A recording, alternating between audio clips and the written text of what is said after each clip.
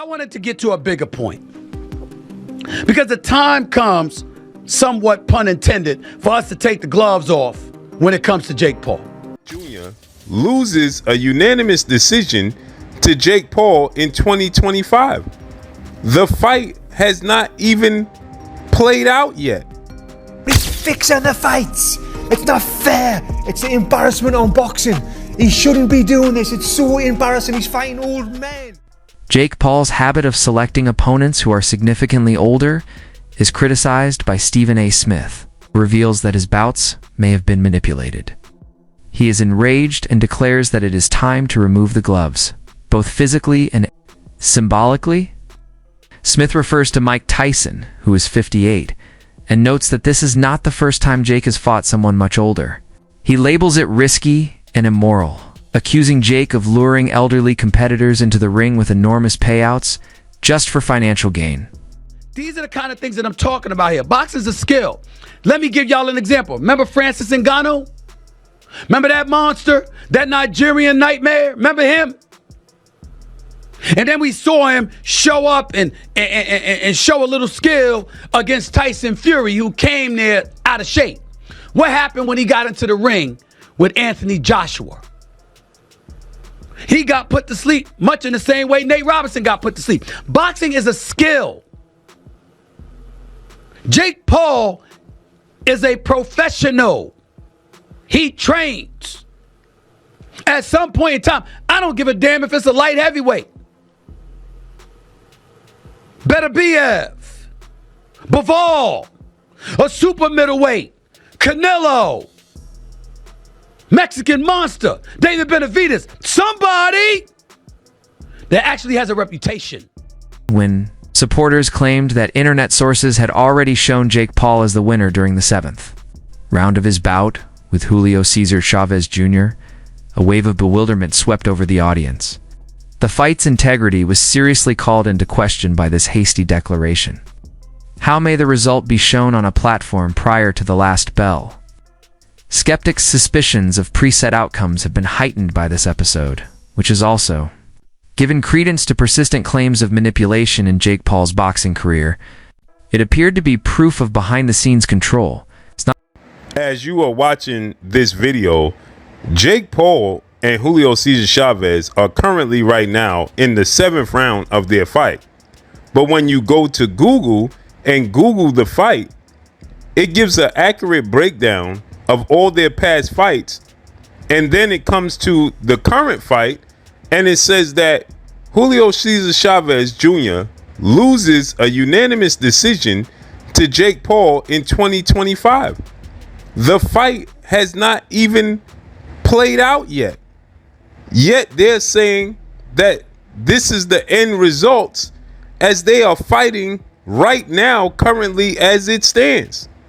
This leans testament to the fact that people state that Jake Paul has his fights fixed. What's your thoughts on this? This is nasty work. Unbelievable. This is Google. Google it yourself. Peace. It was difficult for many fans to square Julio's ostensibly quiet performance with his previous reputation. He stayed strangely still for the majority of the fight, displaying minimal aggressiveness for an experienced fighter. The absence of offense sparked curiosity, and when he did throw a few punches in the last 2 rounds, it appeared to be more of a face-saving move than a victory. The term fake was created by viewers. Paul claimed that the fight was more of a display than a sport, and that Jake was not really up against any opposition. Fans are still Under 40 in 6 months. And he's been off the El Chapitos. He's been off the El Mayo Zambada up his nose. So he's probably more like 48 adjusted. A 48-year-old man. Okay? There's numerous angles here, right? Was he paid not to throw punches? That's possible. Is he just 48 in La Coca years? That's also possible. What we know for a fact is Fake Paul's useless, honestly. He's proper useless. Chavez like this, just standing there. No pace. In the last few rounds he had a little bit of pace. Even then, Fake Paul just clings on though. Fake Paul's, I've been saying this, Fake Paul's got no inside at all. He's got no stand and let's have a look. Let's work here. If he's coming at me. He clings on for dear life. He kind of pushes his punches out, slap, slap, slap. No, all this talk of power. These dudes. Chavez actually, he looked a bit smaller than Fake Paul. Fake Paul's not a cruiserweight. He's a light heavyweight. Honestly, he's so soft. He's got like these big rubber dingy arms. Big rubber, soft. Not. Chavez looked more like an athlete. But that'll be on. Well, is Jake Paul going to fight anyone? They're already walking back the Zerdo situation. Oh, Zerdo don't sell. Well, we knew Zerdo didn't sell. Questioning the legitimacy of the recent Jake Paul versus Julio Cesar Chavez Jr. fight. Online discussions remain active, with skeptics pointing out what they believe were suspicious moments during the match. Chavez Jr.'s unusually passive performance, throwing few punches for most of the fight, has raised eyebrows. As one Twitter user put it, Jake Paul fight clearly rigged. No way a real boxer sat there for 8 rounds barely throwing a punch. But in the last 2 rounds, he starts to really box and looks fresh as hell. Nah, you can't tell me nothing. Critics argue that Chavez Jr. was told to lose and simply tried to make it look close toward the end. These concerns reflect a growing frustration among boxing purists who feel that matches involving influencers, like Jake Paul, are more about spectacle than sport. Mismatched fights that prioritize views and viral moments are becoming common, sidelining true competition. While these events draw massive attention and generate revenue, many feel they come at the cost of the sport's integrity. With names like Chavez Jr. involved, expectations for a real fight are high, but when it feels more like a show, controversy becomes the real main event. There's another view. You felt like boxing's pretty rigged overall. Oh, yes, rigged, dude. I mean, so many politics, even with, MMA, man, there's so many politics. There's no more art anymore. It's just, let's get an influencer in there. I get it. It's like generating money because our attention span is so short. You look at clips now, it's like 7 seconds. I saw a dude slamming a lady the other day and they were like, oh my God, that dude is, I'm like, well, what the do? I'm just going to pick somebody and slam them. Where's the whole video? And our attention span is just so small. So money talks, of course. Yeah, let's get an influencer in there who has no style, but it draws attention. It's just dumb. Point that has been hotly contested. Some contend that money, not a repair, was at issue here. Some have said that Julio didn't bother training for the fight because he only managed to land 13 punches throughout the bout. It was a simple paycheck. It wasn't a rigged fight, since accepting the fight in that state felt like cashing in at the expense of pride. Critics argue that Julio Sr. ought to have intervened to save the family heritage from what many refer to as a public humiliation. Laced results, a couple of shocking results. I think that Jake Paul undercards and the promotional arm of his brand, I think, is the most fun part of what Jake Paul brings to boxing. Honestly, I think long term, I think that's what we can hold hope for. Because Jake's fights are, this one was borderline atrocious, and kind of the writing was on the wall. But I gotta admit, even I bought the drank the Kool-Aid, and mainly I drank the Kool-Aid because Chavez Sr., who also is disgraceful for doing this, made me believe, and I think, this has been the problem with Chavez Jr. He's been enabled constantly by the media, the promoters, his family, and all this other stuff. So he never really shows up prepared. He never cares and just shows up to get paid and basically steals the bag every single time. And he did it tonight again. The reason I actually thought this fight had a chance was because Chavez Sr. Guaranteed us that his son was motivated and was having a training camp. So, as much of a Hall of Fame career as the father had, the con artist, I guess, must run in the family, because Junior's been a con artist his whole career, but at least he's been enabled through it, But now the father doing this, I mean, you knew already your son wasn't going to be ready. You put your own reputation on the line and sold us this crap. And then ultimately your son throws what most guys will throw in a round. He throws it through 10 rounds. It was actually kind of really insane. Particularly in relation to the impending bout with Mike Tyson, Jake Paul has vehemently denied allegations. He maintains that these charges are unfounded and stem from envy or a fear of his success. He claims that detractors accuse every big battle of being rigged as well, downplay his efforts, but people aren't believing the story because his opponents are frequently retired legends or inactive combatants. Jake's history of contentious matchmaking has increased attention of the Tyson fight in particular.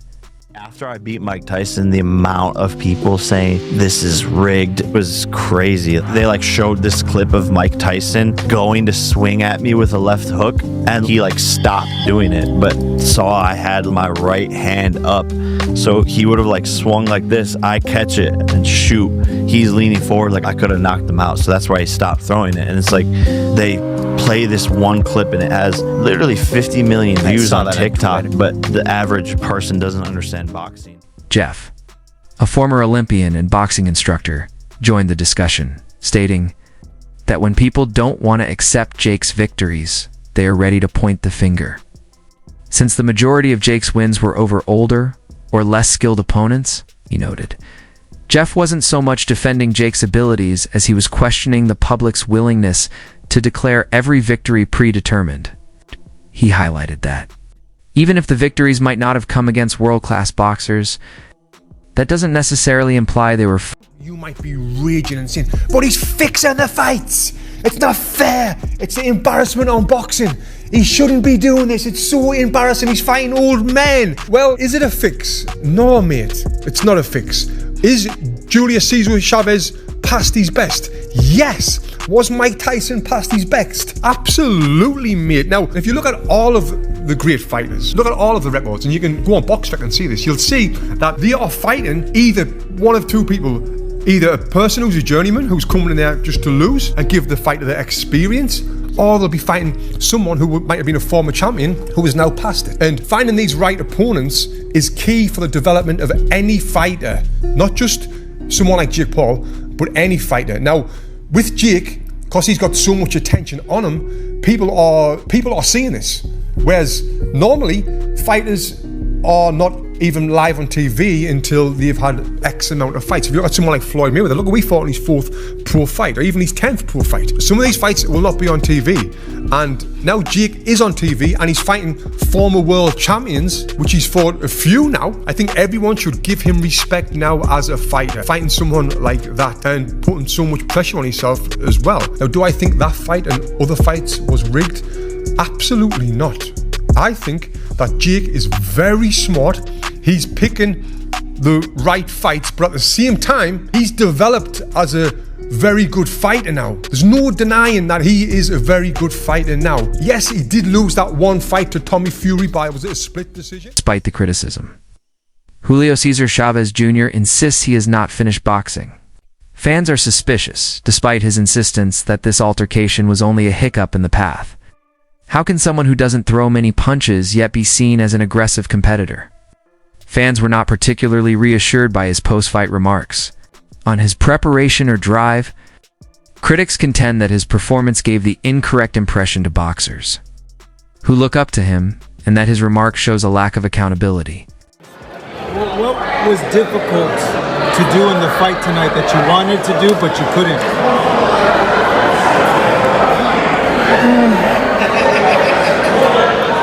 Our confidence, first round, and come forward.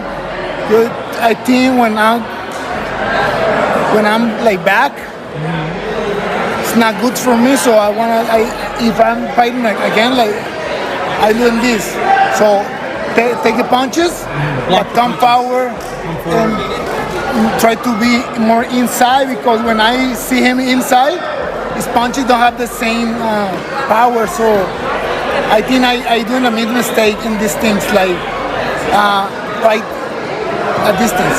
Yeah, that was what I was going to ask. I kept asking myself, why isn't he working on the inside, throwing body shots, hook, upper, you know? Yes. So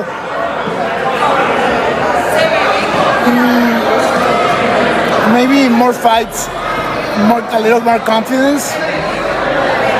I need it, like more confidence. More important and quite serious news in the combat sports world. Mike Tyson versus Jake Paul, it's come out now. It was rigged. I can't believe it. You know, you have to question the validity of boxing these days when you can't trust two professionals to get in the ring and do their best against each other. And instead you find out Mike Tyson pulling his punches, not trying to hurt Jake Paul. Absolute disgrace. I thought better of them. Y'all already know I'm mad about this fight. I really wasn't even going to talk about it because I already felt like it was a setup. But when Trick Daddy Dollars posted this on Instagram, it really just confirmed and solidified everything.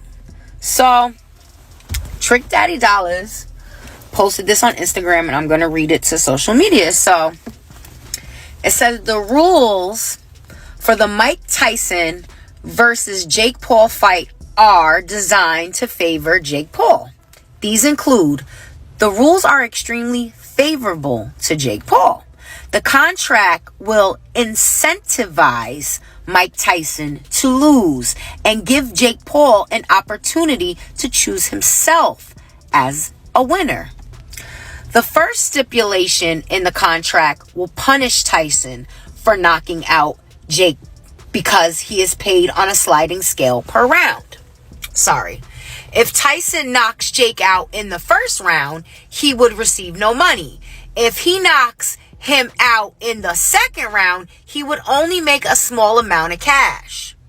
For Tyson to make the most money, he needs to survive all 8 rounds, which means avoiding knocking Jake Paul out. If the fight goes to a split decision, it favors Jake Paul because the judges have to be approved by Jake Paul. I'm gonna let y'all read that.